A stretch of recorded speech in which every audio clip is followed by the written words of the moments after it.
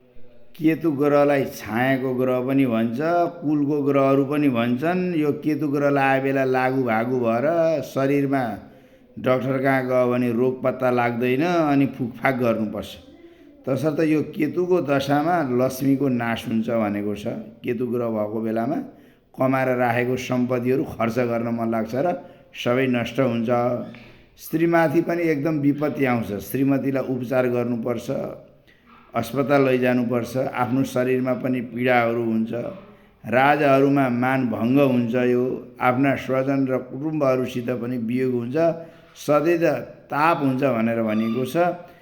लक्ष्मीर विनाशो वनिता विपत्ति शरीर पीडा नृपमान भङ्ग प्रियै कुटुम्बै सभवे दियोग केतुर दशायाम सततम च ताप भनेर भनेको छ। यो केतुम कुलस्योन्नतिम हो के। यो केतु ग्रहको पालामा पनि छाया ग्रह परेको हुनाले विभिन्न प्रकारका भ्रमहरू भइरहन्छ। अब भोलिबाट त म केही गर्छु भन्छ, भोलि पनि त्यस्तै हुन्छ। दिवा स्वप्न अवस्था।